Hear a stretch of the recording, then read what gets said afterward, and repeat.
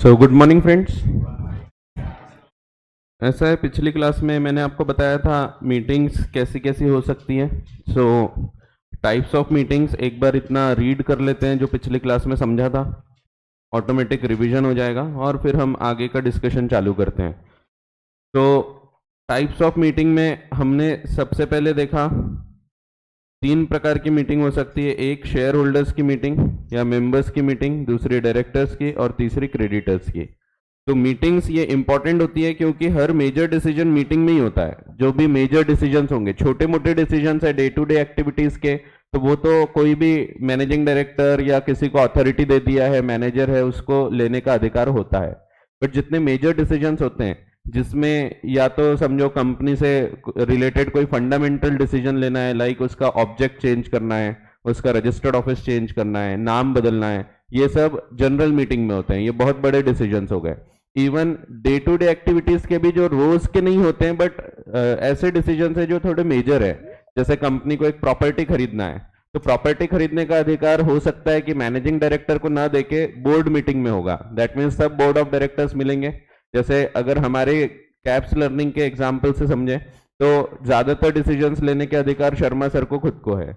लेकिन कोई बहुत मेजर डिसीजन है जिसमें हमको एक प्रॉपर्टी को किराए से लेना है या एक प्रॉपर्टी बेचना है, खरीदना है, तो ये डिसीजंस फिर मीटिंग करके लेंगे। बोर्ड ऑफ डायरेक्टर्स मीट करेंगे, सब लोग मिलेंगे, इसमें फिर मेजोरिटी ऑफ द डिसीजन जो भी होगा उसके हिसाब से ये वोटिंग कंप्लीट होती है। सो ज्यादातर डिसीजंस जो डे टू डे एक्टिविटीज में होते हैं ये भी मैनेजिंग डायरेक्टर या मैनेजर ये लोग ले लेते हैं।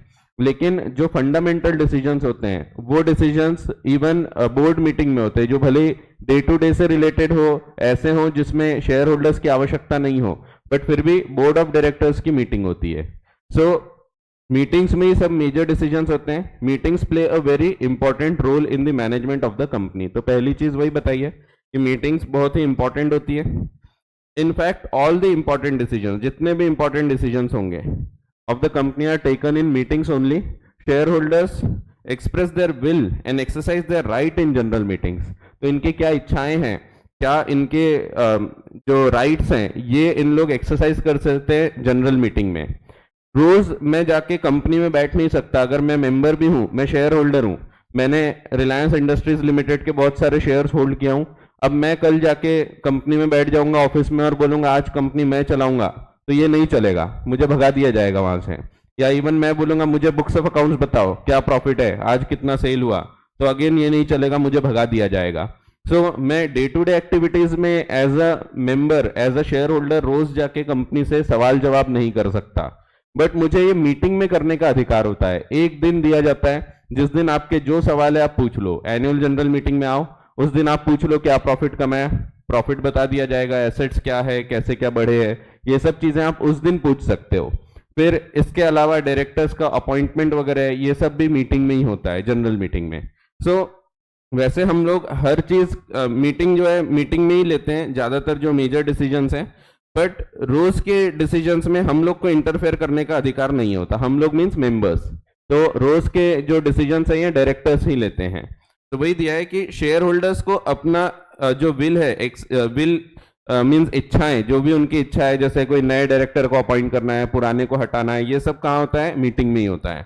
वैसे ही उनके जो राइट्स है, वोटिंग राइट्स होंगे, तो राइट टू, और भी राइट होते हैं, बहुत सारे राइट्स हैं, हम जो आगे पढ़ेंगे। तो अभी मेंबरशिप नहीं पढ़े, नहीं तो हमको मेंबर्स के बहुत सारे राइट्स भी पढ़ने को मिलेंगे। तो बहुत सारे इसको अधिकार होते हैं, जैसे अभी सिर्फ आपको वोटिंग, डिविडेंड, ऐसे कुछ बेसिक अधिकार पता है, तो ये सब अधिकार भी जनरल मीटिंग में ही एक्सरसाइज किए जाते हैं। जबकि बोर्ड ऑफ डायरेक्टर्स अपने जो पावर्स हैं ये एक्सरसाइज करते हैं in the board meeting. So board meeting में बोर्ड ऑफ डायरेक्टर्स के डिसीजंस होंगे।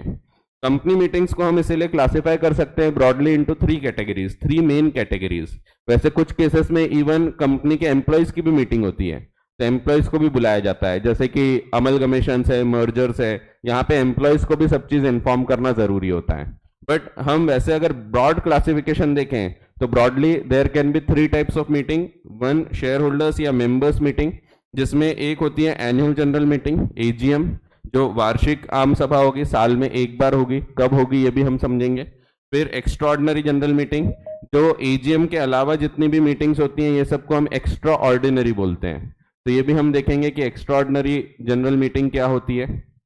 और इसके अलावा creditors meeting, sorry AGM, EGM, फिर डायरेक्टर्स मीटिंग और क्रेडिटर्स मीटिंग। बहुत कम केसेस में आपको क्लास मीटिंग भी देखने को मिलेगी। क्लास मीटिंग में जैसे हमको एक पर्टिकुलर प्रेफरेंस शेयर के राइट्स चेंज करना है, तो उन लोगों की मीटिंग बुलाई जाती है। सिर्फ उतने प्रेफरेंस शेयर्स आएंगे, प्रेफरेंस शेयर होल्डर्स आएंगे, वो लोग मीटिंग करेंगे। तो ये भी होता है कभी कभी। बोर्ड मीटिंग में मैंने आपको बताया था दो प्रकार की, एक तो पूरी बोर्ड ऑफ डायरेक्टर्स की मीटिंग, दूसरी जो कमिटीज बनाई जाती हैं, बहुत सारी कमिटीज होती हैं बोर्ड ऑफ डायरेक्टर्स की, वो जो कमिटीज होती है उनकी भी मीटिंग होती है। जैसे एक पर्टिकुलर सिर्फ सीएसआर से रिलेटेड कुछ डिस्कशन करना है तो सिर्फ सीएसआर कमिटी की मीटिंग होगी। ऑडिट से रिलेटेड डिस्कशन करना है तो बोर्ड ऑफ डायरेक्टर्स के जो ऑडिट से रिलेटेड डायरेक्टर्स होंगे, ऑडिट कमिटी वाले, वही लोग सिर्फ उसमें आएंगे। तो ये दो प्रकार की होती है, बोर्ड ऑफ डायरेक्टर्स की जनरल एक आम वाली मीटिंग, नॉर्मल वाली, और दूसरी committee of board of directors की मीटिंग, तो कमिटी मीटिंग। और क्रेडिटर्स में अगेन दो, डिबेंचर होल्डर्स और अदर क्रेडिटर्स या ऑल क्रेडिटर्स। अब कोई भी मीटिंग को वैलिड होने के लिए, वो कोई भी मीटिंग हो, उसको वैलिड होने के लिए तीन चीजों की आवश्यकता होती है। तो ये आप आड़े पेज में बनाना है। एक मीटिंग को वैलिड होने के लिए सबसे पहली चीज होती है, it should be properly convened.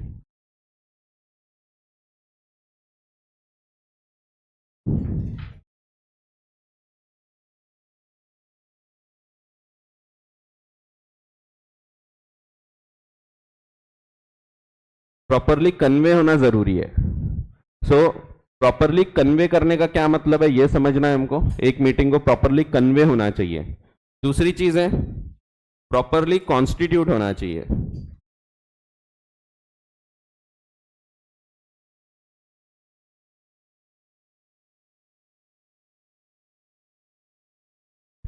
And properly conduct होना चाहिए।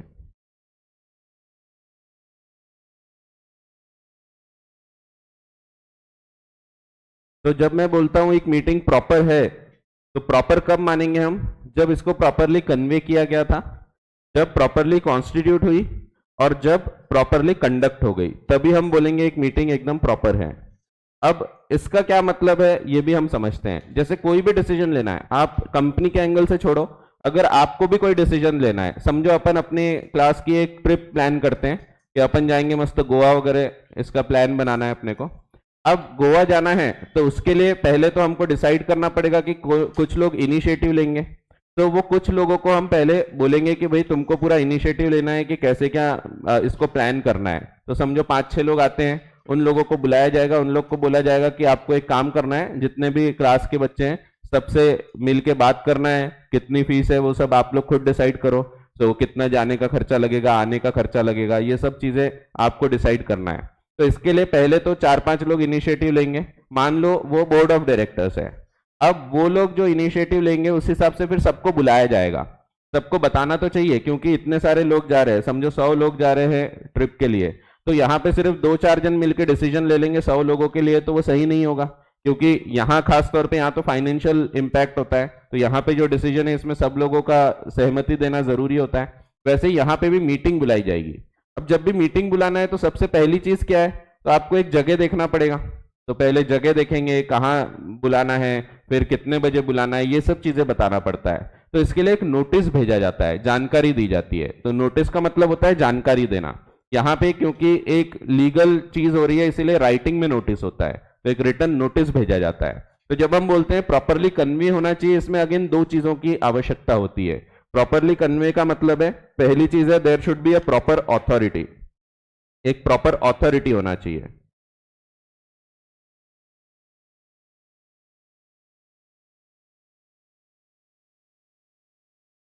दूसरी चीज है एक प्रॉपर नोटिस होना चाहिए। अब प्रॉपर अथॉरिटी यानी क्या, तो प्रॉपर अथॉरिटी का मतलब है, वैसे ज्यादातर केसेस में proper authority is board of directors, क्योंकि बोर्ड ऑफ डायरेक्टर्स को पता होता है कि कब मीटिंग बुलाना है, कब कौन सा काम करना है, बुक्स ऑफ अकाउंट्स रेडी हैं, प्रॉफिट पता चल चुका है कितना है, ऑडिट हो चुका है, तो अब एजीएम बुलाते हैं।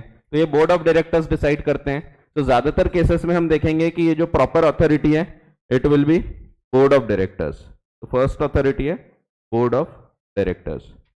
दूसरी अथॉरिटी है, तो ध्यान रखो board of directors is the authority, एक अकेला डायरेक्टर नहीं। अगर मैनेजिंग डायरेक्टर बोलेगा चलो मैं मीटिंग बुलाता हूं, तो ये नहीं चलेगा, बोर्ड ने बुलाना चाहिए। जब मैं बोर्ड बोल रहा हूं दैट मीन्स सब डायरेक्टर्स मिलेंगे, वो लोग डिसाइड करेंगे फिर, ठीक है। सो कभी कभी ऐसा हो सकता है कि बोर्ड ऑफ डायरेक्टर्स ने ये काम सौंप दिया है किसी व्यक्ति को, बोल दिया है कि चलो मैनेजिंग डायरेक्टर को अथॉरिटी दे देते हैं, कंपनी सेक्रेटरी को अथॉरिटी दे देते हैं, तो कई बार ऐसा हो सकता है।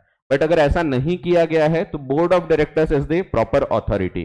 तो unless otherwise agreed by the board, board ही बुला सकता है। अगर बोर्ड ने एग्री किया है कि नहीं ठीक है मैनेजिंग डायरेक्टर को हम अधिकार देते हैं, तो फिर मैनेजिंग डायरेक्टर भी बुला सकेगा, ठीक है। तो बोर्ड ऑफ डायरेक्टर्स ये फर्स्ट अथॉरिटी है। सेकेंड अथॉरिटी है, कभी कभी मेंबर्स को भी अधिकार दिए गए। जब ऐसे कोई डिसीजंस लेना है जो मेंबर्स खुद सोच रहे हैं कि ये डिसीजन होना चाहिए हमारे कंपनी में, तो मेंबर्स भी मीटिंग बुला सकते हैं। सो मेंबर्स को भी अधिकार दिया गया है।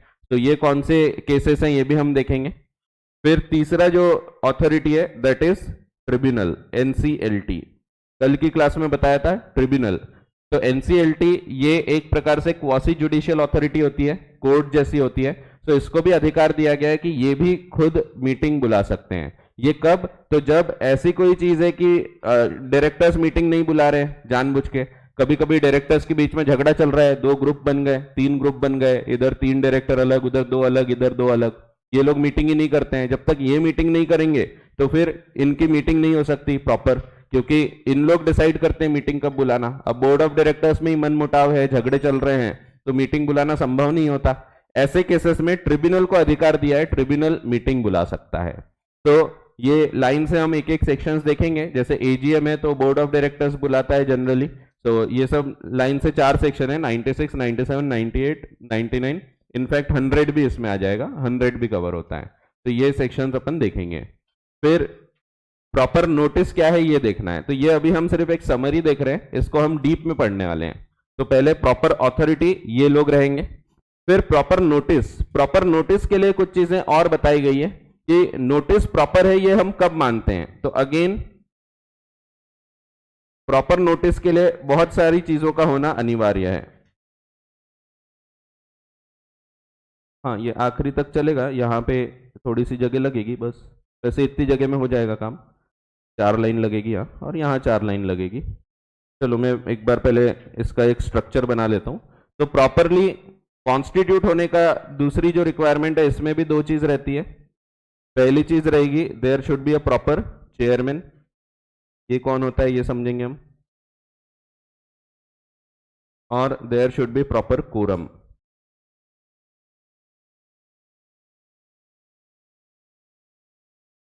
कोरम का मतलब होता है minimum number of members required to constitute a meeting. तो मीटिंग में कितने लोग आना चाहिए ये कोरम बोलता है, बताता है। जैसे समझो आप अगर कोई डिसीजन ले रहे हैं गोवा जाने का, तो समझो 150-200 लोग जा रहे हैं और सिर्फ 2 जन मीटिंग करके डिसाइड कर ले रहे हैं ऐसा करेंगे वैसा करेंगे, अपन इतने रुपए लेंगे, तो ये सही नहीं है। तो कम से कम कुछ लोग तो, कम से कम 12-15 लोग तो आना चाहिए। तो कितने लोग आएंगे तब हम मीटिंग चालू कर सकते हैं, इसको हम बोलते हैं कोरम। तो quorum means minimum number of members required to constitute a meeting. अगर उतने लोग नहीं आए तो आप मीटिंग ले ही नहीं सकते, उसमें डिसीजंस नहीं लिए जा सकते, आपको मीटिंग को स्थगित करना पड़ेगा। तो इसको बोलते हैं एडजर्न करना, वो भी देखेंगे अपन। तो प्रॉपर चेयरमैन होना चाहिए। चेयरमैन ये एक मेन व्यक्ति रहेगा जो कि उस पूरे मीटिंग को संभालेगा कि क्या चीज होना चाहिए, कैसे डिसीजंस होना चाहिए। क्योंकि आपको पता है कई बार हम लोग मीटिंग करते हैं, आप खास तौर पे जब फ्रेंड्स के साथ मीटिंग होती है तो वहां पे आप लोग कई बार डिसीजन नहीं ले पाते, सब अपनी अपनी बात करते हैं, बात करके जब घर आते हैं तो पता लगता है कि कोई डिसीजन ही नहीं हुआ, सिर्फ बातें हो गई। ऐसा होता है कई बार। तो इसीलिए एक चेयरमैन का होना अनिवार्य है जो पूरी चीज को प्रॉपरली कंडक्ट करे कि प्रॉपर ऑर्डर में वो चीज चल रही है या नहीं चल रही है। तो एक प्रॉपर चेयरमैन का होना भी अनिवार्य होता है, इसमें ज्यादा डीप में चीजें नहीं आएगी। फिर प्रॉपर कोरम में क्या आएगा ये हम देखेंगे। तो प्रॉपर कोरम में हमको एक बस डब्बा बनाना है, यहाँ भी 4 लाइन लगेगी बस। तो ये 4 लाइन इधर, 4 लाइन इधर, बाकी फिर आगे पूरा नोटिस के बारे में हमको अभी चर्चा करना है। तो नोटिस इसके बारे में वैसे बात करता है सेक्शन 101। तो अभी हम सेक्शन 101 ये पढ़ने वाले हैं, ठीक है। ये लाइन से चलेंगे सेक्शन 101, फिर 102 ये भी नोटिस से रिलेटेड रहेगा, एक्सप्लेनेटरी स्टेटमेंट, फिर 103 कोरम, 104 चेयरमैन, 105 प्रॉक्सी, लाइन से चलेंगे, 106 वोटिंग, 107, 8, 9, 10 ये टाइप्स ऑफ वोटिंग रहेगी, कैसे कैसे हो सकती है। जैसे ज़्यादातर वोटिंग होती है बाय शो ऑफ हैंड्स, जैसे मैं पूछता हूँ कि कौन कौन ये डिसीजन लेना चाहता है, तो आप लोग सब हाथ दिखाएंगे ऐसे, तो इसको हम बोलते हैं शो ऑफ हैंड्स। तो ज्यादातर डिसीजन शो ऑफ हैंड से हो जाते हैं। इसके बाद कभी कभी पोल डिमांड किया जा सकता है, तो ये क्या होता है ये भी हम देखेंगे। तो पोल लेके आएंगे, लोग डांस करेंगे, नहीं वो वाला नहीं, वो अलग होता है। सो पोल ये क्या होता है ये हम समझेंगे, ठीक है। तो प्रॉपर नोटिस, अब प्रॉपर नोटिस के लिए सबसे पहली चीज है there should be the proper content of the notice. Notice में कुछ प्रॉपर चीजें होना चाहिए, तो प्रॉपर कंटेंट होना चाहिए। कंटेंट्स में क्या क्या चीज होना चाहिए, तो आप वही सेम एग्जांपल, गोवा जाने वाला एग्जांपल ध्यान रखो। आप अगर मीटिंग बुला रहे हैं तो आप क्या क्या चीज डिसाइड करोगे, तो सबसे पहले तो आप ये देखोगे कि जगह कौन से जगह पे होना चाहिए, फिर कौन से तारीख को होना चाहिए, डेट, तो डे और date of the meeting, timing क्या है, तो टाइमिंग भी तो पक्का होना चाहिए, नहीं तो कोई सुबह आ रहा कोई शाम को आ रहा, तो ऐसा थोड़ी होगा, एक टाइम डिसाइड किया जाएगा। तो ये कुछ जनरल चीजें हैं, तो डेट एंड टाइम, फिर इसका एजेंडा, एजेंडा मीन्स कौन सा काम करने वाले हो आप, तो एजेंडा बोलते हैं इसको हम, कि कौन से बिजनेस कौन से ट्रांजेक्शन्स यहाँ पे हम करने वाले हैं, तो इसको हम एजेंडा बोलते हैं। तो ऐसी कुछ जनरल सी चीजें, तो date and time, place, agenda, ये चीजें लिखी होती है इसमें। तो नोटिस भेजना जरूरी है, क्योंकि लोगों को पता तो होना चाहिए कि भाई हमारी मीटिंग होने वाली है, तो इसके लिए सबको जानकारी दी जाती है। यहाँ पे राइटिंग में भेजा जाता है सबको लिखित रूप से, आजकल ईमेल भी परमिटेड है, तो इलेक्ट्रॉनिक मेल के थ्रू नोटिसेस भेजे जाते हैं। तो इसमें क्या होता है, इसमें सबसे पहली चीज है कंटेंट क्या क्या रहते हैं ये आपको ध्यान रखना है। तो सबसे पहले तो डे और डेट रहेगा। आपने फाउंडेशन लेवल में नोटिस बनाए होंगे ऐसा मैं मान के चलता हूं, बनाए होंगे कि नहीं बनाए, स्किप, नहीं बहुत सारे लोग स्किप कर देते हैं, बीसीआर का टॉपिक ही स्किप हो जाता है। तो लेकिन उसमें नोटिस का आपको ड्राफ्टिंग थी, ठीक है नहीं, पता तो होगा ऐसा कुछ था, सुना था, सुना था यानी नहीं पढ़े आपने, बट नोटिस होता है, नोटिस की आपको ड्राफ्टिंग थी। पहले इनफैक्ट इंटर में हुआ करती थी, जब पुराना कोर्स था आईपीसीसी, तो यहाँ पे ड्राफ्टिंग हुआ करती थी, वो मैं ही पढ़ाता था पहले, फिर बाद में जब वो फाउंडेशन में चला गया तो मैंने वो छोड़ दिया था। तो वो ड्राफ्टिंग में नोटिस जब शुरू होता है ना, उसकी पहली लाइन ही ऐसी होती है, notice is here bye given. तो नोटिस की शुरुआत नोटिस वर्ड से ही होती है हमेशा। तो notice is here bye given that कौन सी जनरल मीटिंग होने वाली है, तो हमको ये बताना पड़ेगा दैट द समझो 46th annual general meeting of the company, जो भी कंपनी होगी तो वो नाम रहेगा, of Tata consultancy services limited, will be held on. तो ये हमेशा फ्यूचर टेंस में होगा क्योंकि आगे होने वाली है। तो इसका ही एक और अलग प्रकार का एक और डॉक्यूमेंट बनता है जब मीटिंग हो जाती है, मिनट्स बनते हैं, उसकी भी ड्राफ्टिंग आपको फाउंडेशन में थी। तो मिनट्स आखिर में बनते हैं, वो हमेशा पास्ट टेंस में होगा, लेकिन जो नोटिस है वो हमेशा फ्यूचर के हिसाब से होगा। तो notice is here bye given that the 48th annual general meeting of TCS will be held on. तो कब होगी ये लिखा होता है सबसे पहली चीज, तो उसमें लिखा होगा ऑन मंडे 26 सितंबर जो भी रहेगा 2023, इस प्रकार से लिखा रहेगा। तो ये उसका डेट ये लिखा रहता है, तो मंडे भी वही लिखा होगा और जो उसकी डेट है वो भी वहीं लिखी होगी। ये कभी भी आप छुट्टी के दिन नहीं कर सकते, it should be on a working day, it should not be a public holiday, तो it should not be public holiday, तो छुट्टी का दिन नहीं होना चाहिए। क्यों? क्योंकि ये बिजनेसेस किए जा रहे हैं, यहाँ पे आप मीटिंग में जब जा रहे हो तो मीटिंग में आप काम करने के लिए जा रहे हो, ऐसा नहीं कह रहे छुट्टी है 15 अगस्त आ रहा है चलो छुट्टी के दिन अपन मीटिंग रख लेते चाय नाश्ता करेंगे, तो वो नहीं। भले ही ज्यादातर लोगों का मकसद वही होता है, तो अपने जैसे लोग, अपने को क्या करना है मीटिंग से, अपन जाते हैं दो चीज के लिए, वही चाय नाश्ता अच्छा रहेगा, नाश्ता बहुत अच्छा रहता, नाश्ता क्या पूरा खाने टाइप ही हो जाता है। तो आप जब भी कोई अच्छी कंपनी की मीटिंग में जाओगे तो इतना अच्छा वहां पे ब्रेकफास्ट बोल के इतना सारा रहेगा, इडली डोसा भी रहेगा मस्त, फिर उपमा रहेगा, फिर कोई को साउथ इंडियन नहीं पसंद है तो आलू बंडे रख देंगे, तो ऐसे सब, और बहुत सारी सैंडविचेस रहेगी, तो बहुत सारी चीजें रहेगी अच्छे अच्छे एकदम ही। तो खैर तो लोग एक्चुअल मकसद नाश्ता करने जाते हैं लोग, और दूसरा रहता है डिविडेंड। हमको डिविडेंड कितना मिला, एजीएम में डिविडेंड डिसाइड किया जाता है। सो रिकमेंड करते हैं बोर्ड ऑफ डायरेक्टर्स कि हम इतना देना चाहते हैं और एजीएम में इसको अप्रूव किया जाता है। तो इसीलिए डिविडेंड क्या है, कितना मिलने वाला है, ये चीज हमारा एक और मकसद होता है। तो वैसे जनरली हम लोग बोलते हैं कि हम लोग सिर्फ नाश्ते के लिए और डिविडेंड के लिए जाते हैं, लेकिन कंपनी ये सोचती है बिजनेस हो रहा है, एक्चुअली बिजनेस ही हो रहा है। हम काम के लिए जा रहे हैं। हम वहां पे 4 मेन काम देखने के लिए जाते हैं, एजीएम में खासतौर पे 4 काम, और एजीएम नहीं है तो और बाकी के काम भी होते हैं। कौन कौन से काम है वो हम देखेंगे। तो अगर एजीएम है, एनुअल जनरल मीटिंग, तो उसमें कुछ बेसिक चीजें होती है, बुक्स ऑफ अकाउंट्स देखे जाते हैं, कितना प्रॉफिट है उसको अडॉप्ट किया जाता है, डिविडेंड डिक्लेयर करते हैं, डायरेक्टर्स का अपॉइंटमेंट, ऑडिटर्स का अपॉइंटमेंट, ये सब चीजें होती है इसमें। और एजीएम नहीं है तो बाकी की चीजें भी हो सकती है। तो एजीएम में ये 4 चीज होती है, और भी चीजें ले सकते हो आप, तो वो अपन देखते हैं कैसे क्या होता है। तो लेकिन ये छुट्टी के दिन नहीं होना चाहिए। ऐसा नहीं कि चलो भाई छुट्टी का दिन है तो छुट्टी के दिन अपन जाके मीटिंग कर लेते। तो meeting should be held on a working day, it should not be a public holiday. तो ये एक काम के दिन होना चाहिए जिस दिन, क्योंकि बिजनेस कर रहे हो आप यहाँ पे। तो ये कोई ऐसा अपन नॉर्मल एक अनऑफिशियल मीटिंग नहीं है, एक ऑफिशियल मीटिंग है, बिजनेस मीटिंग है। तो वर्किंग डे के दिन होना चाहिए, पब्लिक हॉलीडे के दिन नहीं होना चाहिए। दूसरी चीज इसमें लिखी रहेगी टाइम। तो will be held on, date रहती है एट 11 AM, तो टाइम रहेगा। टाइम भी जो होना चाहिए तो ये बिजनेस आवर्स होना चाहिए। आप ऐसा नहीं बोल सकते कि चलो भाई एक काम करते हैं रात को 8 बजे मीटिंग करते हैं, तो नहीं, बिजनेस आवर्स होना चाहिए। तो बिजनेस आवर्स भी डिफाइन किया हुआ है, हम आगे पढ़ेंगे। तो बिजनेस आवर्स डिफाइन किया है सुबह 9 बजे से शाम के 6 बजे तक। तो इस टाइमिंग के बीच में होना चाहिए, तो बिजनेस आवर्स में होना चाहिए। ठीक है।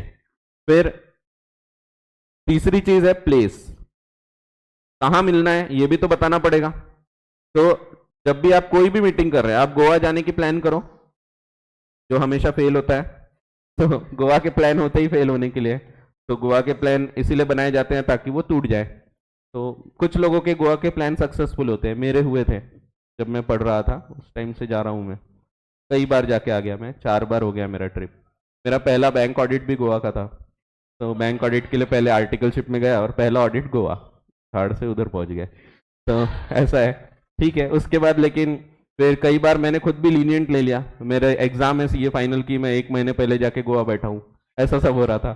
तो रहता है कभी कभी अपनी प्रायोरिटीज चेंज हो जाती है। मेरी उस टाइम प्रायोरिटी बदल गई थी कि घूमना फिरना ये अपना अभी प्रायोरिटी है, एग्जाम बाद में देखेंगे। तो अपनी इच्छा से अपन वो फ्रस्ट्रेट हो जाते कभी कभी, यार हो गया ना, अब नहीं पढ़ते, बाद में अगले बार देखेंगे। तो ऐसा होने मत देना, मैंने होने दिया, बट वो प्रायोरिटी चेंज हो गई, उसका रिग्रेट नहीं है मेरे को, क्योंकि उसमें भी अपन ने बहुत कुछ एंजॉय किए चीजें। तो वो चीज भी कभी लौट के नहीं आने वाली। तो मैं ये नहीं बोल रहा आप भी ऐसा करो, हर किसी की अलग प्रायोरिटी होती है।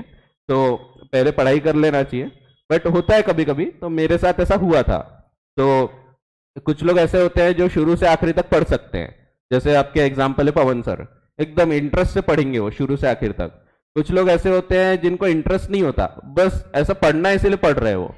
तो जैसे मैं हूँ, बस पढ़ना पड़ रहा है इसीलिए पढ़ रहा हूँ मैं, क्योंकि अपनी मजबूरी है, अपने ऊपर बहुत सारे लोग डिपेंडेंट है, जिम्मेवारी का एहसास है अपने को। तो शर्मा सर बोलते हैं जो, तो जिम्मेवारी, तो एक जिम्मेदारी होता है और वही जिम्मेवारी भी बोलते हैं, ठीक है, तो एक ही बात है। तो खैर जिम्मेदारी का एहसास होना चाहिए। तो मैं भी खैर, चलो छोड़ो ना, गोवा कहाँ जाते हैं अपन, ये पर्सनल चीजें। सो अरे कुछ भी। तो प्लेस क्या होना चाहिए, प्लेस गोवा नहीं चलेगा, प्लेस ऑफ द मीटिंग ये होना चाहिए। तो आपको गोवा जाने की प्लान करना है, अभी गोवा नहीं गए, अभी प्लान कर रहे हैं अपन। तो मीटिंग कहाँ करेंगे, तो गोवा जाके मीटिंग नहीं करेंगे, मीटिंग तो यही होगी ना नागपुर में।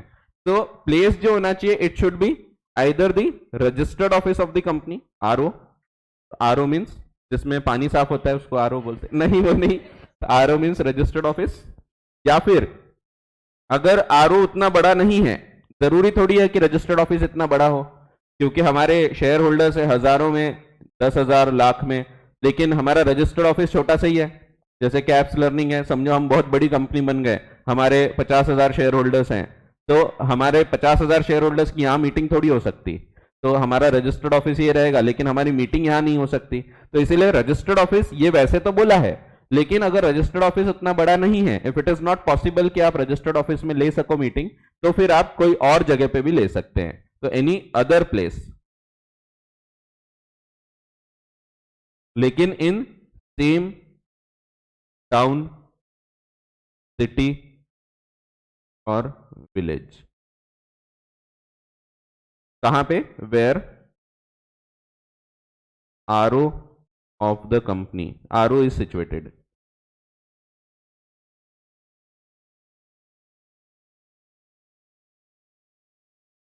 तो जहां RO है आपकी कंपनी का वहां पे, ठीक है। तो रजिस्टर्ड ऑफिस जहां पे रहेगा वहां पे। और चौथी चीज जो होती है that is called as agenda. Agenda means purpose of the meeting, क्या काम करने के लिए हम ये बुला रहे हैं। एजेंडा ऑफ द मीटिंग, तो एजेंडा का मतलब है पर्पस। तो क्या पर्पस है, किस चीज के लिए हम ये बुला रहे हैं मीटिंग। तो एजेंडा दो प्रकार के हो सकते हैं। जैसे अगर एजीएम है तो एनुअल जनरल मीटिंग में जनरली 4 चीजें होती है, क्योंकि जैसा मैंने बताया कि साल भर मुझे अधिकार नहीं होता कि मैं जाके वहां पे बात करूं, मैं पूछूं प्रॉफिट क्या है बताओ, एसेट्स कितने बड़े ये बताओ, लायबिलिटी कितनी पे करना है, ये सब मुझे रोज जाके पूछने का अधिकार नहीं होता। लेकिन एक दिन दिया जाता है एनुअल जनरल मीटिंग का, उसमें मैं ये 4 चीज कर सकता हूं। पहली चीज बुक्स ऑफ अकाउंट्स वगैरह देखना, प्रॉफिटेबिलिटी वगैरह देखना, ये सब मैंने चेक कर लिया। बुक्स अडॉप्ट किए जाते हैं, ऑडिट करते हैं पहले, ऑडिटर होता है सीए, वो उसको चेक कर लेता है। फिर फाइनल जब बुक्स बन जाते हैं, पूरे ऑडिट हो जाते हैं, चेक हो जाते हैं, इसके बाद शेयर होल्डर्स को दिखाए जाते हैं। तो ये दिखाया जाता है एजीएम में। एनुअल जनरल मीटिंग में फिर सब लोग इसको अडॉप्ट करते हैं, लोग एग्री करते हैं कि हम इसको एक्सेप्ट कर रहे हैं, जो अकाउंट्स एकदम प्रॉपर है। इसके बाद फिर दूसरा डिसीजन होता है, अकाउंट्स प्रॉपर है, प्रॉफिटेबिलिटी हो गई, लेकिन हमको क्या मिला, तो हमको डिविडेंड का एक जो अगर डिक्लेयर किया है, अगर समझो रिकमेंड किया है बोर्ड ऑफ डायरेक्टर्स ने, तो हमको डिविडेंड मांगने का अधिकार रहेगा। तो डिविडेंड यहाँ पे एक्चुअली डिक्लेयर होता है। तो भले आपने प्रॉफिट कमाया, लेकिन हमको हमारा पैसा मिलना चाहिए, तो हम डिविडेंड के लिए भी जाते हैं। तो डिविडेंड कितना मिल रहा है वो सब चीजें यहाँ पे पता लगती है हमको। तीसरी चीज, जो बोर्ड ऑफ डायरेक्टर्स है, इन लोगों ने प्रॉपर काम किया नहीं किया, आप इनको फिर से अपॉइंट करना चाहते हैं या नहीं करना चाहते हैं, ये चीज का डिसीजन भी आप यहीं पे लेते हैं। तो board of directors proper appoint करना है या किसी को हटाना है, ये सब चीजें भी मीटिंग में होती है। उसी प्रकार से ऑडिटर का अपॉइंटमेंट, जो ऑडिटर होता है जो चेक करता है पूरे अकाउंट्स को, तो ये हमारे लिए काम कर रहा है, क्योंकि वो हमारे को पूरा चेक करके बताता है कि ऑडिट बिल्कुल सही है। तो ऑडिटर को इसीलिए शेयर होल्डर्स अपॉइंट करते हैं, मेंबर्स अपॉइंट करते हैं, वो भी एजीएम में ही होता है। तो ये 4 चीजों को हम एक नाम देते हैं ऑर्डिनरी बिजनेस। जैसा कि मैंने बताया था कि यहाँ पे बिजनेसेस होते हैं, बिजनेस यानी जो काम कर रहे हैं हम, यहाँ पे हम सिर्फ चकल्लस करने नहीं आए, नाश्ता कर रहे हैं और मस्त डिविडेंड ले रहे जा रहे, वो नहीं, हमारा मेन एम है बिजनेस करना। तो ये 4 बिजनेस को हम ऑर्डिनरी बिजनेस बोलते हैं, तो इनको नाम दिया गया है। तो एजेंडा 2 प्रकार का हो सकता है, agenda can be either ordinary business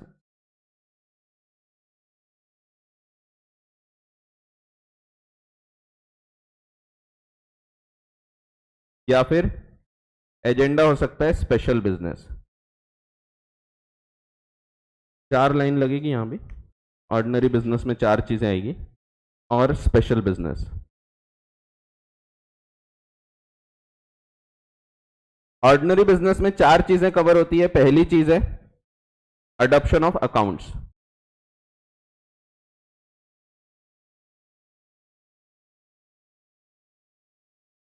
accounts पूरे फाइनेंशियल स्टेटमेंट सभी अडॉप्ट होते हैं, बैलेंस शीट, P&L, ये सब चीजें। तो मैंने अकाउंट्स लिखा, that means balance sheet, P&L, ये सब चीजें, कैश फ्लो स्टेटमेंट। तो फाइनेंशियल स्टेटमेंट्स पूरे अडॉप्ट किए जाते हैं, ऑडिटेड अकाउंट्स को जो चेक किए हुए हैं ऑलरेडी, उसको इन लोग अडॉप्ट करते हैं।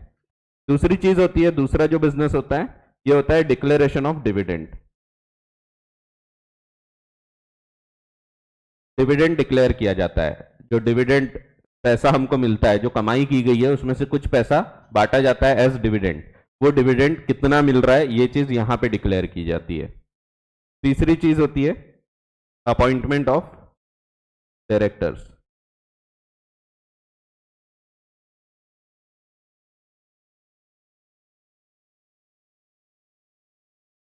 तो डायरेक्टर्स इंक्लूड्स सब हर प्रकार के डायरेक्टर्स, कुछ रिटायर हो रहे हैं, ये सब इसी में अपॉइंट किए जाते हैं। तो रिटायरिंग डायरेक्टर्स रीअपॉइंट होते हैं, तो ये सब अपन देखेंगे। तो अभी तो डायरेक्टरशिप का ओल्ड कोर्स में अभी तक नहीं था, बट अभी न्यू कोर्स जो आपका आएगा उसमें डायरेक्टरशिप के बारे में भी हमको डिस्कशन करना रहेगा, देखेंगे अपन। और जो चौथी चीज होगी that means that is appointment of auditors.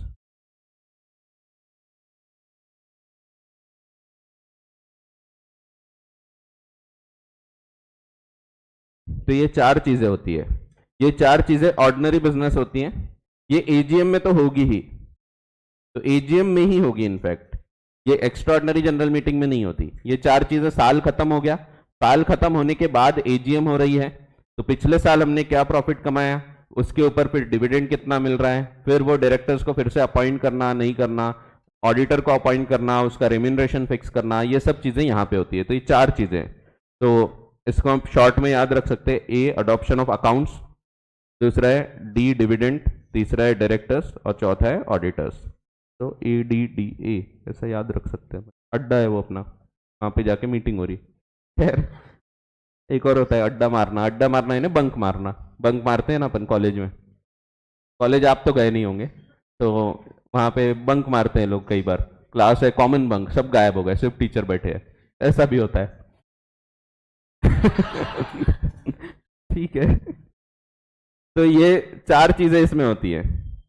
और स्पेशल बिजनेस यानी क्या, तो स्पेशल बिजनेस बहुत ही आसान, अदर देन ऑर्डिनरी बिजनेस।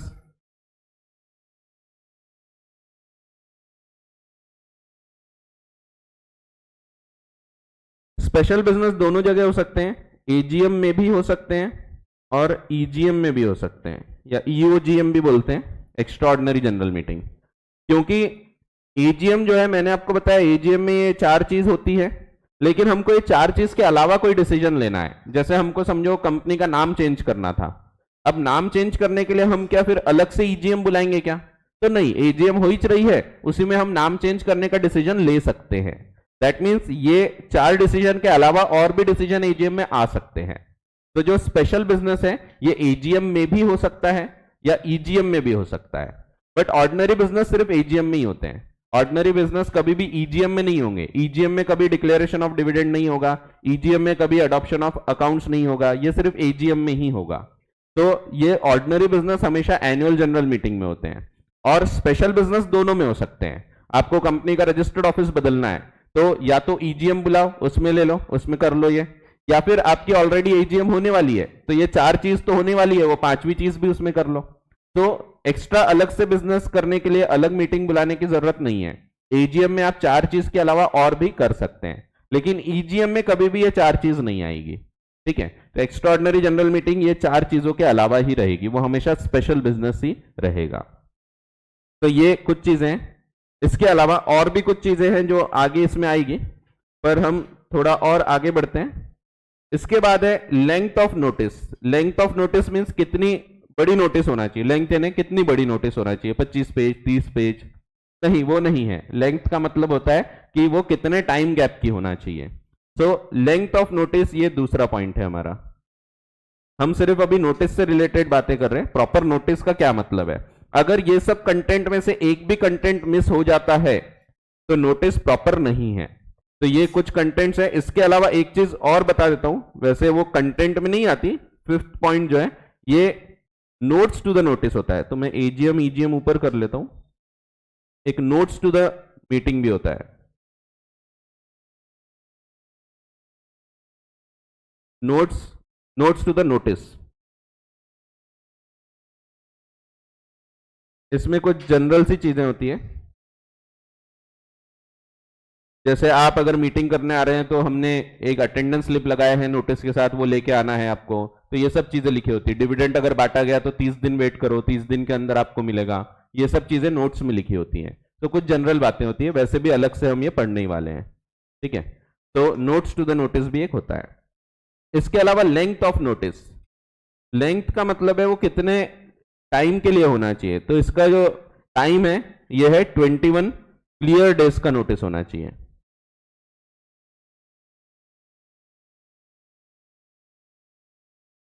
अब क्लियर डेज का क्या मतलब है, क्लियर डेज का मतलब है जब बादल वगैरह नहीं छाए हैं, मस्त धूप खिली है, जैसे आज है, तो इसको हम बोलते हैं क्लियर डेज। तो नहीं, ऐसा नहीं है। तो 21 क्लियर डेज का मतलब है 21 डेज शुड बी क्लियर, ये फ्री डेज होना चाहिए between the sending of notice and the meeting. तो 21 पूरे दिन मिलना चाहिए। जैसे मैं अगर आज भेज रहा हूं मीटिंग नोटिस और मीटिंग है समझो 30 तारीख को, तो यहाँ पे 21 क्लियर डेज नहीं होते। तो 21 क्लियर डेज का मतलब सिंपल लैंग्वेज में देखें तो 21 डेज प्लस एक दिन एक्स्ट्रा मिलना चाहिए आपको जिस दिन नोटिसेस भेजे गए, वो दिन को आप एक्स्ट्रा काउंट करो। तो 21 में वो कवर नहीं होंगे, it should B clear, plus एक दिन जिस दिन नोटिस भेजा वो एक्स्ट्रा, एक दिन जिस दिन मीटिंग है वो अलग होना चाहिए, तो वो एक एक्स्ट्रा दिन होना चाहिए। सो दैट मीन्स ये हो गए total 23 plus 48 hours for transmission. तो जाने आने के लिए 48 आवर्स लगते हैं ऐसा मान लेते हैं। तो यहाँ पे ये भी हम देखेंगे शुरुआत के थर्ड वाले चैप्टर में देखेंगे कि 48 आवर्स माना जाता है जब नोटिस भेजते हैं, हम मान लेते हैं कि 48 आवर्स में ये पहुंच जाता है, तो ये डीमिंग प्रोविजन है, कुछ चीजें हमको मान लेना पड़ता है। तो ये 48 आवर्स दैट मीन्स 2 दिन ट्रांसमिशन के पकड़े जाते हैं। तो जब हम 21 क्लियर डेज की बात कर रहे हैं दैट मीन्स ये टोटल आते हैं 21 डेज प्लस 1 डे जिस दिन नोटिस भेजा प्लस 1 डे जिस दिन मीटिंग है प्लस 2 डेज यानी ट्रांसमिशन के लिए जो जगह रखी गई है ये छोड़ के 21 डेज होना चाहिए, इसीलिए इसको हम 25 डेज बोल सकते हैं। ये तब की बात हो रही है जब आप नोटिस भेज रहे हैं पोस्ट से। अगर ईमेल से भेज रहे हैं तो ये 2 दिन नहीं काउंट किए जाएंगे क्योंकि ट्रांसमिशन को टाइम थोड़ी लगता है, ईमेल यहां क्लिक किए वहां पहुंच गया, तो वहां ये 48 आवर्स नहीं काउंट किए जाते हैं, तो वहां 23 डेज गिने जाएंगे। तो 21 क्लियर डेज का मतलब है 25 डेज होता है या 23 डेज भी हो सकता है। तो क्लियर डेज का मतलब है 21 डेज शुड बी क्लियर, जिस दिन मीटिंग है वो छोड़ के, जिस दिन नोटिस भेजा वो छोड़ के, और पोस्ट से भेजा है तो 48 आवर्स फॉर ट्रांसमिशन ये छोड़ के, दैट मीन्स टोटल 25 डेज मिलते हैं। अगर हमको 25 डेज के अंदर ही मीटिंग बुलाना है, हमारे पास इतने दिन नहीं है, कुछ अर्जेंट डिसीजन है, तो ऐसे केस में शॉर्टर नोटिस इज वैलिड। अगर 95% members entitled to attend and vote at the meeting, ये लोग अगर एग्री कर लेते हैं तो शॉर्टर नोटिस भी चल जाएगा। तो इन लोगों को हम लोग मेल भेजेंगे, मेल से बोल देंगे कि भाई जल्दी बुलाना है मीटिंग, आप लोग सहमति देते हो क्या, तो इन लोग ऑनलाइन वोटिंग कर देंगे। अगर इन लोग हाँ बोल देते हैं तो फिर shorter notice will be valid. ठीक है, तो वैसे शॉर्टर नोटिस वैलिड नहीं होता बट कुछ केसेस में वैलिड हो जाएगा, तो ये भी हम देखेंगे। फिर इसके बाद अगला पॉइंट है पर्सन्स एंटाइटल, किस किस को भेजना पड़ेगा।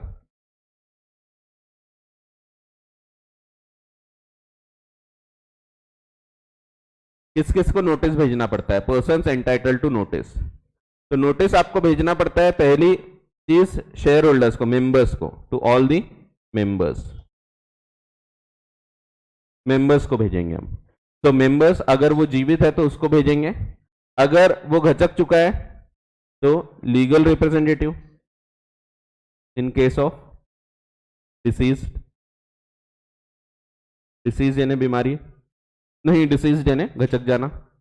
तीसरा इंसॉल्वेंसी के केस में ऑफिशियल असाइनी या official receiver in case of insolvency. इसके अलावा डायरेक्टर्स को भेजा जाता है, फिर ऑडिटर्स को।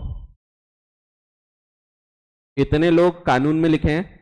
इनके अलावा और भी कुछ लोग होते हैं जिनको हम लोग नोटिस भेजते हैं, ये कानून में इतने लोग बताए हैं। इनके अलावा जैसे डिबेंचर ट्रस्ट डीड एक होती है, तो डिबेंचर होल्डर्स का एक ट्रस्टी होता है, उसको भेजते हैं। फाइनेंशियल इंस्टीट्यूशंस हैं उनको भेजते हैं, स्टॉक एक्सचेंजेस हैं, अगर लिस्टेड कंपनी है तो स्टॉक एक्सचेंज को नोटिस भेजा जाएगा, सेबी को भेजा जाएगा, इस प्रकार से इन सब अथॉरिटीज को भी भेजा जाता है।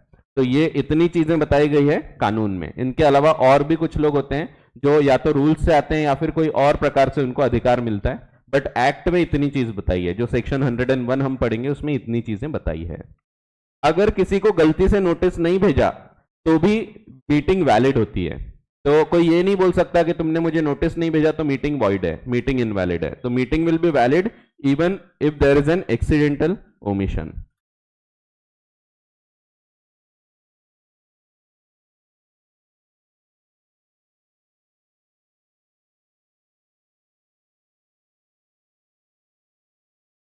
does not invalidate।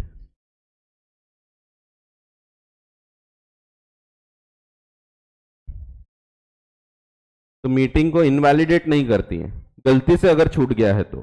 जानबूझकर नहीं भेजोगे तो बात और है, लेकिन गलती से छूट गया है तो it will not invalidate the meeting.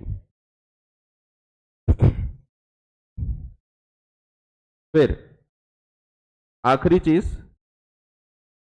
कैसे भेजना है। ये जो भेजेंगे तो इसका मोड क्या है, मोड ऑफ नोटिस। तो आप इसको भेज सकते हो या तो पोस्ट से, पोस्ट यूज करो आप, स्पीड पोस्ट हो सकता है, रजिस्टर्ड पोस्ट हो सकता है, इससे आप भेज सकते हो, या फिर ईमेल भी चलता है, इलेक्ट्रॉनिक मोड में भी आप भेज सकते हो आजकल, ई नोटिस। तो ईमेल एक प्रकार है उसका। फिर इसके अलावा कुछ केसेस में आप पेपर पब्लिकेशन से भी भेज सकते हो, न्यूज़पेपर पब्लिकेशन, न्यूज़पेपर में पब्लिश कर दिया, ये भी चलेगा। इवन हैंड डिलीवरी भी चलती है, पोस्ट के अलावा इवन हैंड डिलीवरी, घर पे जाके आप दे दो, ये भी चलेगा। या इवन कुरियर चलता है, कुरियर में वो वाला कुरियर जो कि प्रॉपर सर्विस का एक रिकॉर्ड मेंटेन करता है, जब वो आता है तो आपसे साइन लेके जाएगा कि आपके घर पे ही मैंने छोड़ के गया। तो पोस्ट में अपन कुरियर को भी इंक्लूड कर लेते हैं, ठीक है। इन लोगों को नोटिस भेजे जाते हैं, सॉरी, इस प्रकार से नोटिस भेजे जाते हैं और इन लोगों को भेजे जाते हैं, ऐसा है। फिर ये जो ऑर्डिनरी बिजनेस है, अब ये बिजनेस लेना है, यहाँ पे डिसीजन लेना है, तो हमको अकाउंट्स देखना पड़ेगा। तो अकाउंट्स देखने के लिए हम मीटिंग में जब आते हैं तब अकाउंट्स नहीं दिखाए जाते, ये अकाउंट्स ऑलरेडी आपके घर पे भेज देंगे, नोटिस के साथ में ये अकाउंट्स भी भेज दिए जाते हैं। तो आपको जो भी फाइनेंशियल स्टेटमेंट्स है वहां पे आके नहीं पढ़ोगे, जैसे वहां सवाल चल रहा है कौन कौन इसको अडॉप्ट करना चाहता है, लोग वोटिंग कर रहे हैं, आप बोल रहे हैं अरे रुको रुको पढ़ने तो दो, तो ये नहीं चलेगा, आपने घर से पढ़ के आना चाहिए। तो घर से पूरा रीड करो, अकाउंट्स में क्या दिया हुआ है, कैसा क्या लिखा है, सब चीज आप घर पे देख सकते हो। उसके बाद यहाँ सीधा सीधा वोटिंग होगी, तो आप यहाँ सवाल जवाब कर सकते हैं कि ये आइटम जो है ये क्या है, ये गलत दिख रहा है, ये कहाँ से आ गया, तो ये सब आप कर सकते हो। बट यहाँ आके अपन पढ़ने बैठ गए वो कि रुको पहले पढ़ने दो फिर अपन वोटिंग करेंगे, ये नहीं चलेगा। तो इसीलिए ये आपको साथ में पहले ही भेज दिया जाता है, जब नोटिस भेजते हैं तभी आपको घर पे अकाउंट्स भी भेज दिए जाते हैं। तो नोटिस में ये चीज लिखी होती है कि अकाउंट्स में क्या क्या है, फाइनेंशियल स्टेटमेंट कैसे दिख रहे हैं, तो ये सब आपको साथ में पहले ही भेज दिए जाते हैं। तो इससे रिलेटेड कुछ डॉक्यूमेंट्स भी होते हैं, पहले ये दो चीज से रिलेटेड जो डॉक्यूमेंट्स हैं, तो ये दो चीजों से रिलेटेड डॉक्यूमेंट, तो फाइनेंशियल स्टेटमेंट्स ये घर पे भेज दिए जाते हैं।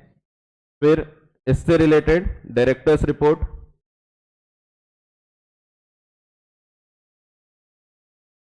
बोर्ड रिपोर्ट होती है, और auditors report.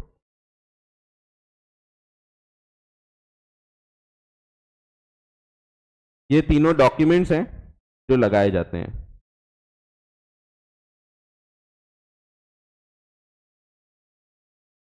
Documents to be annex to notice, तो ये चीजें साथ में लगाना पड़ता है। फिर जो स्पेशल बिजनेस है, अब ये क्योंकि ऑर्डिनरी के अलावा है, यहां कुछ अलग चीज होने वाली है, तो इसको पूरा समझाना पड़ता है, क्योंकि स्पेशल बिजनेस ये आम चीजें नहीं हो रही, यहाँ रेगुलर चीजें नहीं हो रही, यहाँ कुछ और चीजें भी होगी, तो इसीलिए इसके लिए अलग डॉक्यूमेंट होते हैं। इसके लिए एक डॉक्यूमेंट होता है जिसको हम बोलते हैं एक्सप्लेनेटरी स्टेटमेंट।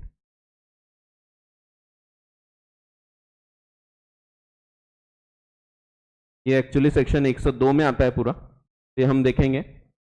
एक्सप्लेनेटरी स्टेटमेंट लगाना पड़ता है, तो अभी मैं सिर्फ इसका नाम बताता हूं, यहाँ पे और थोड़ी सी चीजें लिखनी बची है तो वो अपन साथ में फिर लिख लेंगे। तो पहले यहां तक के रीड करते हैं और फिर हम आगे की चर्चा चालू करते हैं, ठीक है। तो ऐसा है, एक्सप्लेनेटरी स्टेटमेंट है वो एक्सप्लेन करता है, क्योंकि देखो ये चार चीजें तो आपको पता है कि क्या होने वाला है, ये चार चीजें हर साल होती है, लेकिन जो नई चीज है, जैसे हम बोल रहे हैं कि हम अपने कंपनी का रजिस्टर्ड ऑफिस चेंज करना चाहते हैं दूसरे स्टेट में, इसके लिए अब मेंबर्स को बुलाना है, तो उनको पूरा एक्सप्लेन किया जाता है कि हम अपना रजिस्टर्ड ऑफिस अभी तक यहाँ था, अब हम इसको बिहार में लेके जा रहे हैं ये वाली जगह पे, फिर उसका रीजन क्या है, वहां क्यों लेके जा रहे हैं, तो ये सब चीजें एक्सप्लेन की जाती है उसमें। कोई भी चीज आपको करना है, आपको बिजनेस का नेचर चेंज करना है, आप अभी तक के जो ऑब्जेक्ट चला रहे थे उसको बदलना है, आप अभी तक के समझो टायर्स मैन्युफैक्चर करते थे, अब आप बैटरीज बनाना चाहते हैं, तो आपको ये चीज इंक्लूड करना है अपने मेमोरेंडम में। तो इसके लिए मीटिंग बुलाएंगे, मीटिंग में डिसाइड किया जाएगा, तो लेकिन पहले पता तो होना चाहिए तो जब नोटिस भेजते हैं तब ये बिजनेस के लिए कि हम ऑब्जेक्ट चेंज कर रहे हैं बताते हैं, इसके साथ एक्सप्लेन किया जाता है कि हम ऑब्जेक्ट क्यों चेंज कर रहे हैं, क्योंकि हमको लग रहा है कि अभी बैटरीज में ज्यादा बिजनेस में प्रॉफिट होने वाला है, तो इसीलिए हम उस ऑब्जेक्ट को करना चाहते हैं। इसके अलावा अगर कोई डायरेक्टर का इंटरेस्ट है उसमें तो वो भी बताना पड़ता है। जैसे कोई डायरेक्टर है जो कि रॉ मटेरियल प्रोवाइड करेगा बैटरी बनाने के लिए, तो वो चीज इसमें बताना पड़ता है कि यहाँ डायरेक्टर से हमारे कॉन्ट्रैक्ट होंगे। तो कोई डिसीजन ऐसा नहीं होना चाहिए जो हमको पूरी जानकारी मिले बिना हमने ले लिया। तो इसका मकसद यही होता है कि हर एक फैक्ट डिस्क्लोज करना। तो इसका मेन मकसद तो वही होता है, चलो लिख ही लेते हूं, बाद में फिर अपन पढ़ेंगे। तो इसका मेन मकसद होता है to disclose the material facts.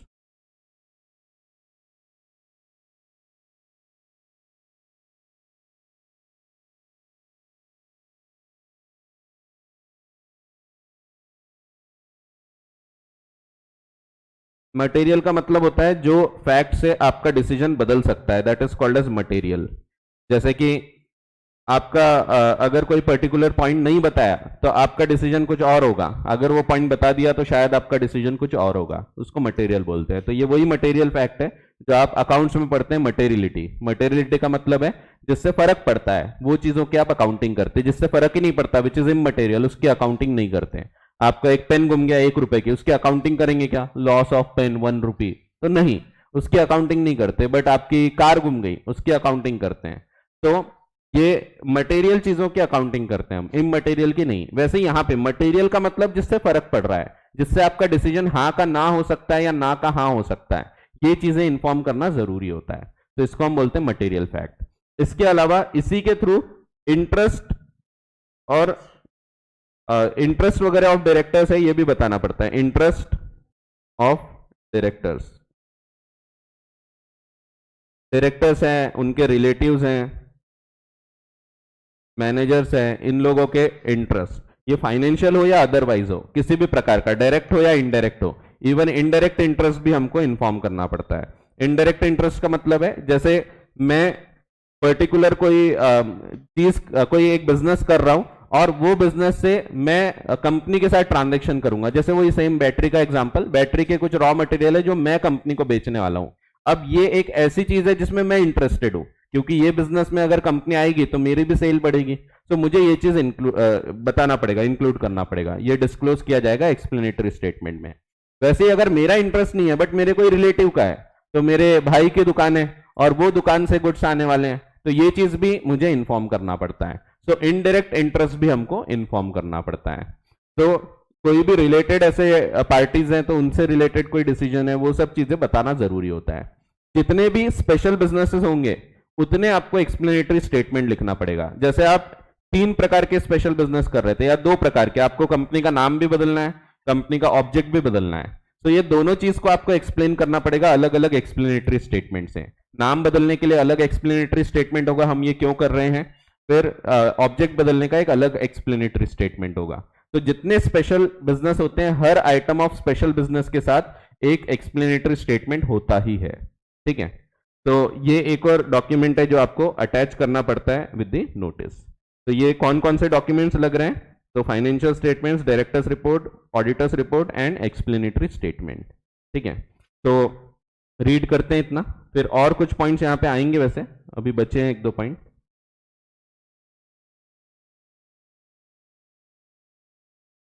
तो requisites of a valid meeting, कोई भी मीटिंग को वैलिड होने के लिए, कोई भी मीटिंग, वो शेयर होल्डर्स मीटिंग हो, डायरेक्टर्स मीटिंग हो, कोई भी मीटिंग को वैलिड होने के लिए 3 चीजों की आवश्यकता होती है। पहली चीज, it should be properly convened, दूसरी प्रॉपरली कॉन्स्टिट्यूटेड, तीसरी प्रॉपरली कंडक्टेड। ये 3 चीज होना चाहिए। Meeting to be properly convened का क्या मतलब है? इसका मतलब है 2 चीज। पहली, there should be proper authority, the meeting must have been convened by the proper authority, namely board of directors, ये ज्यादातर केस में रहेंगे। कुछ केसेस में शेयर होल्डर्स या मेंबर्स भी बुला सकते हैं मीटिंग को, और कुछ केसेस में इवन एनसीएलटी या ट्रिब्यूनल बुला सकता है। ठीक है, तो ट्रिब्यूनल बोलो या ना एनसीएलटी। ठीक है, तो नेशनल कंपनी लॉ ट्रिब्यूनल। फिर दूसरी चीज, मीटिंग का नोटिस प्रॉपरली कन्वे होना चाहिए। तो प्रॉपर कन्वे होने के लिए दूसरी चीज है नोटिस भेजना पड़ेगा, एक adequate, proper and adequate notice must be given to all those entitled to attend. तो हर व्यक्ति को ये भेजा जाएगा। तो दूसरी रिक्वायरमेंट है, ये फर्स्ट रिक्वायरमेंट हो गई, meeting should be properly convened. दूसरी रिक्वायरमेंट है meeting should be properly constituted. इसमें दो चीजें होती हैं, प्रॉपर एक कोरम होना चाहिए। कोरम का मतलब है minimum number of members required to constitute a meeting, कितने लोगों का आना जरूरी है तब जाके हम डिसीजंस ले सकते हैं, तो वो कोरम होता है। जैसे हमारे कंपनी में समझो 1000 मेंबर्स हैं और सिर्फ 2 जन बैठ के डिसीजन ले रहे हैं, ये नहीं चलेगा। तो मिनिमम नंबर कितने चाहिए वो चीज कानून में लिखी हुई है, तो उतने लोग कम से कम आएंगे तब आप मीटिंग चालू कर सकते हो। तो कॉन्स्टिट्यूट होने का मतलब ये है कि चालू होना, चालू होने के लिए पहले प्रॉपर बनना चाहिए वो। तो मीटिंग अगर प्रॉपरली बनेगी ही नहीं तो आप मीटिंग ले नहीं सकते। तो मीटिंग बनने के लिए दो चीजों की अनिवार्यता होती है, जरूरत होती है। पहली चीज होती है कोरम होना चाहिए, दूसरा चेयरमैन होना चाहिए। बिना चेयरमैन भी मीटिंग नहीं चल सकती, तो ये दोनों का होना जरूरी है। तो there should be proper chairman, दोनों को डीप में हम समझेंगे। और तीसरी चीज है meeting should be properly conducted. Properly conduct होने में कुछ सिंपल से पॉइंट्स बताए गए हैं। प्रॉपर कंडक्ट होने में सिर्फ it should be as per act, इसमें ज्यादा चीजें नहीं है, एज पर एक्ट होना चाहिए, एज पर रूल्स होना चाहिए, फिर एज पर एओए आर्टिकल्स में लिखा होता है मीटिंग कैसे कंडक्ट करना चाहिए, तो ये चीज होती है, and as per secretarial standards. Company secretaries का जो इंस्टीट्यूट है उन्होंने कुछ स्टैंडर्ड्स बनाए हैं मीटिंग के लिए, तो वो सेक्रेटरियल स्टैंडर्ड्स SS1 और SS2 ये दोनों फॉलो किए जाते हैं। जैसे अपने इंस्टीट्यूट ने ICAI ने अकाउंटिंग स्टैंडर्ड बनाए हैं, वैसे ही कंपनी सेक्रेटरीज के इंस्टीट्यूट ने सेक्रेटरियल स्टैंडर्ड्स बनाए हैं, तो इसको हम फॉलो करते हैं, मीटिंग से रिलेटेड होते हैं। और ये पूरा होने के बाद एक डॉक्यूमेंट बनता है जिसको हम बोलते हैं मिनट्स, और यहां पे मीटिंग पूरी खत्म होती है। तो मिनट्स को फिर साइन किया जाता है, पूरी मीटिंग कंप्लीट होने के बाद 30 दिन के अंदर इसको चेयरमैन साइन करता है। तो मिनट्स, इसका नाम मिनट्स इसीलिए है कि क्योंकि उसमें एक एक मिनट का लेखा जोखा होता है, मीटिंग में क्या क्या हुआ एक एक पॉइंट उसमें एलोबरेट किया होता है। भले ये समराइज्ड होता है बट काफी डीप समरी होती है, यानी इतनी डीप होती है कि उसमें सब लिखा होता है कि चेयरमैन आया, चेयरमैन ने स्पीच दिया, चेयरमैन कुर्सी पे बैठा, ये भी लिखा होता है। हाँ, ऐसा लिखा रहेगा, आपने अगर मिनट्स की ड्राफ्टिंग देखे होंगे तो वहां पे एक पॉइंट होता है चेयरमैन टुक द चेयर, तो उसने कुर्सी लिया, दैट मीन्स वो कुर्सी पे बैठा, तो ये भी लिखा होता है उसमें। तो मिनट्स में ये पॉइंट भी होता है कि chairman took the chair, chairman ने स्पीच दिया है, ये भी चीज लिखी होगी। फिर एक एक डिसीजन हुए हैं तो उसमें लिखा होगा कि पहला डिसीजन ये हुआ, दूसरा ये हुआ, तीसरा ये हुआ, वो सब लिखा होगा। और आखिरी में लिखा होगा कि meeting was concluded with thanks to the chair, तो vote of thanks to the chair, तो चेयर को हम थैंक यू बोलते हैं। तो चेयर यानी चेयरमैन, लेकिन चेयर ही वर्ड यूज किया जाता है क्योंकि वैल्यू उस व्यक्ति की नहीं है, वैल्यू उस चेयर की है, चेयरमैन में, तो वो चेयर को थैंक्स बोला जाता है। तो थैंक्स टू द चेयर से कंप्लीट हुआ। तो ये मिनट्स में इसीलिए आखिरी पॉइंट हमेशा होता है कि meeting concluded with thanks to the chair, तो ये लिखा होता है आखिरी पॉइंट, उसके बाद साइन किया जाता है बाय द चेयरमैन। तो ये मिनट्स बुक एकदम आखिरी में बनती है, ये भी हम देखेंगे सेक्शन 118 119 में बताया गया है। तो ये कुछ चीजें हैं। तो प्रॉपरली कंडक्टेड में सिर्फ इतनी ही चीज है, it should be as per the companies act, act का फॉलो होना जरूरी है, as per the companies act, as per its own articles, articles of association में क्या लिखा है वो, और by the common law relating to meetings, proper rules for ascertaining the sense of meeting, rules of for discussion, ये सब भी observe होना चाहिए। ये सब चीजें सेक्रेटरियल स्टैंडर्ड्स में बताई गई, अभी आगे हम देखेंगे। अब कौन कौन सी चीजें हमको यहाँ पे देखना है मीटिंग से रिलेटेड, एक एक करके अब हम ये सबको देखेंगे। नोटिस, जिसके ऊपर अभी हम चर्चा करेंगे, फिर ऑर्डिनरी बिजनेस, स्पेशल बिजनेस क्या होता है ये पढ़ेंगे, अभी मैंने ऊपर ऊपर बताया आपको, समझाया, लेकिन हम इसको प्रॉपरली रीड करेंगे सब। कोरम क्या होता है, वोटिंग पावर्स कैसे कैसे एक्सरसाइज किए जा सकते हैं, प्रॉक्सीज कौन है क्या है ये देखेंगे हम, रेजोल्यूशंस, चेयरमैन और मिनट्स। तो ये चीजें हमको एक एक करके पूरा इस चैप्टर में पढ़ना है। सबसे पहले शुरुआत होगी नोटिस से। तो नोटिस सेक्शन 101 में बताया हुआ है। तो कोई भी जनरल मीटिंग का नोटिस, और जनरल मीटिंग, कोई भी जनरल मीटिंग, अभी हम सिर्फ जनरल मीटिंग की बात कर रहे हैं, जैसा कि मैंने आपको कल की क्लास में बताया था, हम सिर्फ मेंबर्स के मीटिंग की बात करेंगे। तो हम अभी सिर्फ जनरल मीटिंग की बात कर रहे हैं, बोर्ड ऑफ डायरेक्टर्स मीटिंग की नहीं, क्रेडिटर्स मीटिंग की नहीं। तो कोई भी जनरल मीटिंग का नोटिस भेजना है, तो a notice, a general meeting of the company में be called by giving not less than 21 days notice, clear 21 days notice. तो 21 क्लियर डेज होना चाहिए। तो 21 क्लियर डेज क्या है, ये भी आगे दिया है। ये आइदर इन राइटिंग होना चाहिए और through electronic mode. Electronic mode में भी क्या आता है ये देखेंगे। सेक्शन 8 कंपनीज होती है जो नॉट फॉर प्रॉफिट होती है, उनको 21 के जगह 14 क्लियर डेज बताया गया है। तो 14 क्लियर डेज के नोटिस से वो लोग मीटिंग बुला सकते हैं। तो उनको एक सहूलियत दी है कि आपको 21 डेज पहले भेजने की जरूरत नहीं, 14 डेज पहले भी भेजोगे तो चल जाएगा। फिर प्रोवाइडेड जनरल मीटिंग ये वैलिड रहेगी इवन शॉर्टर नोटिस है तो भी, अगर कंसेंट ली गई है बाय राइटिंग और electronic mode of not less than 95% of the members entitled to vote at the meeting. तो ये भी मैंने आपको बताया, ये लिखना रह गया, यहाँ लिख लेते हैं अपन। तो यहाँ जगह रखे थे अपन ने बट लिखना रह गया। तो यहाँ पे 21 क्लियर डेज नोटिस है, पर shorter notice will be valid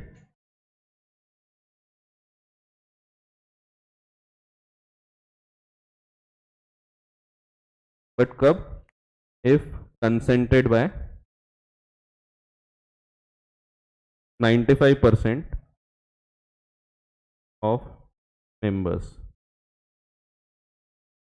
entitled to vote. तो जिनको वोट करने का अधिकार है, तो 95% ऑफ द मेंबर्स अगर बोलते हैं तो फिर शॉर्टर नोटिस भी वैलिड रहता है। ठीक है, तो shorter notice is valid if consented by the 95% of the members entitled to attend and vote at the meeting.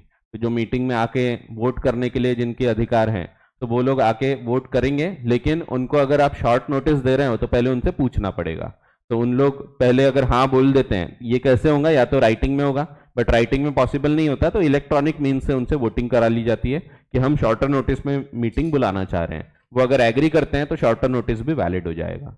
ठीक है, तो ये आपका समरी बनते जा रही है धीरे धीरे, ये पूरे चैप्टर की समरी हो जाएगी। अभी आप देखोगे कि पूरा चैप्टर इसमें समअप हो जाएगा। जो अपन यहाँ पे अभी 122 तक के सेक्शन पढ़ने वाले हैं तो समअप हो जाएगा, बट खत्म नहीं हो गया अभी, तो इसमें एक एक चीज डीप में हम उठा के देखेंगे। तो जनरल मीटिंग ये कॉल की जा सकती है, प्रोविजो पढ़ रहे हैं हम, प्रोवाइडेड, ये पूरे actual wordings of the act है। तो ये बेयर एक्ट लिखा हुआ है, आपको अगर आसान शब्दों में पढ़ना है तो आगे आसान शब्दों में भी दिया हुआ है। ये आसान शब्दों में यहां से चालू हो रहा है, तो ये आसान शब्दों में आगे दिया है। ठीक है, तो पहले actual wordings of the act है, बेयर एक्ट है। तो बेयर एक्ट में दिया है जनरल मीटिंग ये बुलाई जा सकती है अगर शॉर्टर नोटिस भी होगा तो भी, लेकिन कब, अगर कंसेंट दी जाएगी इन राइटिंग और by electronic mode by not less than 95% of the members entitled to attend and vote at the meeting. तो जो भी एंटाइटल्ड टू वोट है, that means entitled to attend and vote, तो attend करेंगे और vote करेंगे। Provided, ये shorter notice कैसे वैलिड होगी, तो ये एक प्रोविजो में लिखा हुआ है। अब यहाँ पे जबरदस्ती के 2 पॉइंट है, अगर ये 2 पॉइंट अलग नहीं भी किए जाए तो भी एक ही मीनिंग निकलता है। ये सबका मीनिंग वही है, 95% of the members entitled to attend and vote at the meeting. But इसको और क्लैरिफाई किया इन्होंने, अगर एजीएम है तो एजीएम में बोला गया 95% of the members entitled to vote at the meeting. इन लोग अगर कंसेंट दे देते हैं तो फिर आप मीटिंग शॉर्टर नोटिस पे बुला सकते हैं। आगे भी वही लिखा है, and any general meeting, in case of any general meeting, कोई और meeting, that means EGM, extraordinary general meeting, 2 ही जनरल मीटिंग रहेगी by members of the company. अब वही चीज लिखा है, अगर कंपनी के पास शेयर कैपिटल है, if the company is having share capital, तो हम उनको देखेंगे जिन लोगों के पास वोटिंग राइट्स वाले शेयर्स हैं। जैसे कि इक्विटी शेयर में होल्ड कर रहा हूं तो मुझे वोटिंग करने का अधिकार है, तो उन लोगों से कंसेंट ली जाएगी, तो वो चीज लिख दिया। If the by the members of a company, ये ए नहीं होना चाहिए, गलती से आया, काट दो। By the members of the company holding, if the company has a share capital not less than 95% of such part of the paid up share capital of the company which carries a right to vote, तो voting rights वाले shares. Simple अगर बात करें तो AGM में इन्होंने पहले बोला कि एजीएम में 95% of the members entitled to attend and vote, ये बोल दिया सीधा। दूसरा, अगर एजीएम नहीं है, एक्स्ट्राऑर्डिनरी जनरल मीटिंग है, तो इन्होंने बोल दिया अगेन, इसमें दो क्लास बना दिए। अगर company is having share capital तो 95% मेंबर्स जिनके पास वोटिंग शेयर्स हैं।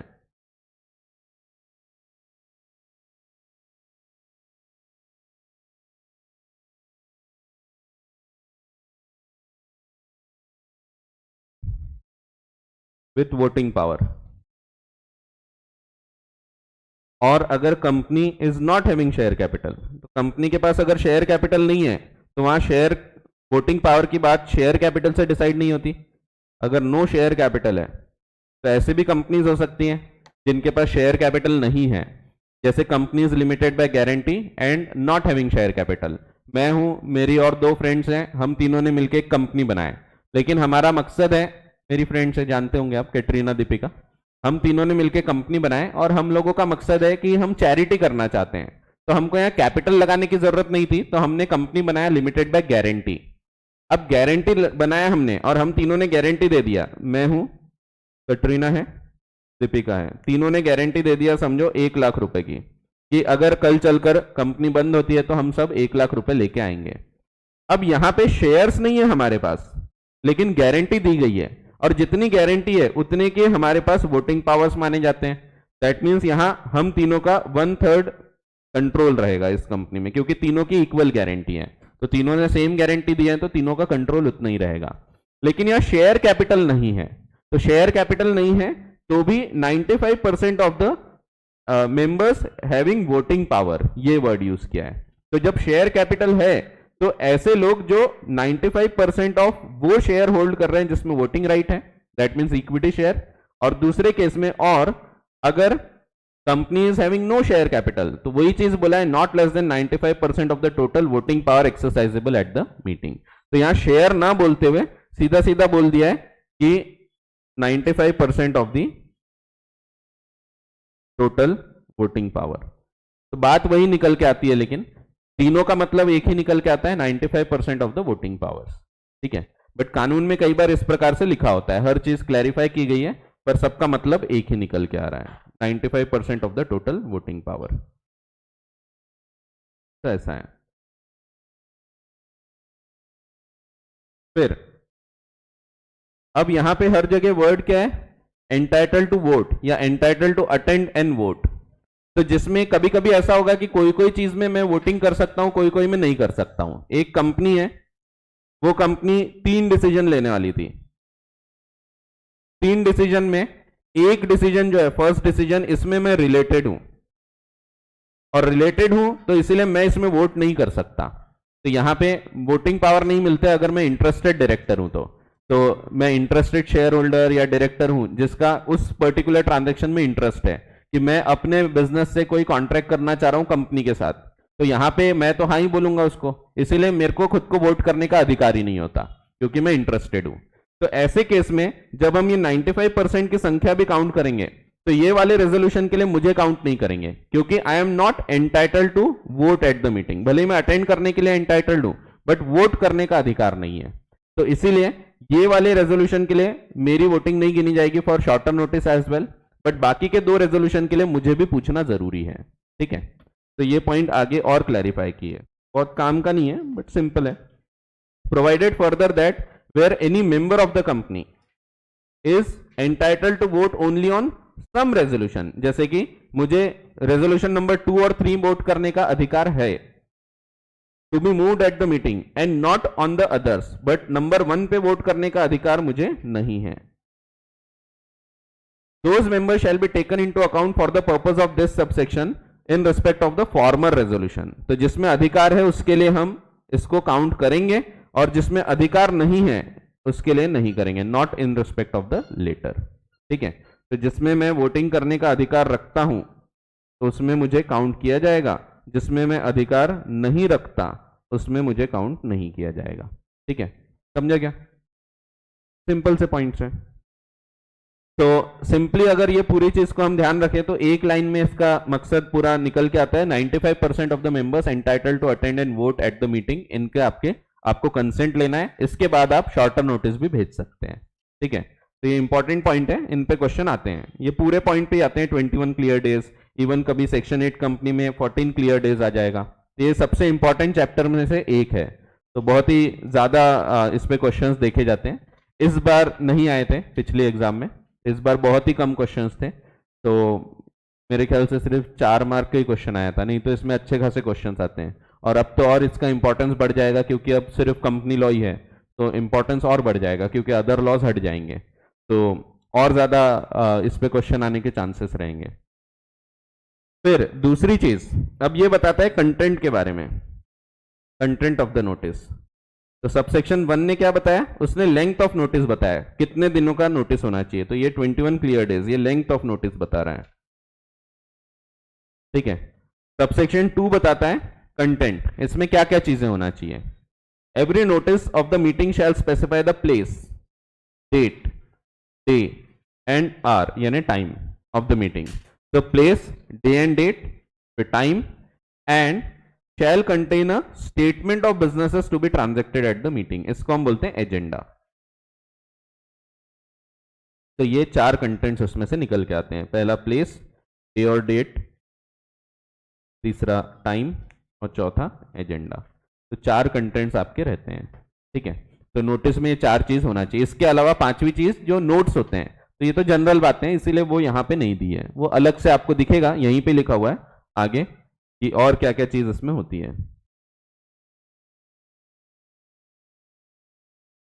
ये कंटेंट्स में यहाँ नोट्स भी दिए होंगे, नोट्स टू द नोटिस ये भी लिखी होती है, पढ़ेंगे अपन, ठीक है। इसको सर्विस ऑफ नोटिस भी बोलते हैं, जो मैंने बताया मोड, मोड को हम सर्विस भी बोलते हैं, ठीक है। यहाँ पे मोड बताया ना मैंने, ये जो मोड है इसको हम सर्विस भी बोलते हैं, सर्विस ऑफ नोटिस, किस प्रकार से आपको सर्व करना है। चलो वापस आते हैं। तो 11.3 पे हैं हम, पेज 11.3। तो सबसेक्शन 2 बताता है कि क्या क्या चीजें इसमें होना चाहिए, कंटेंट क्या क्या होना चाहिए। फिर सबसेक्शन 3 ये बताता है पर्सन्स एंटाइटल्ड।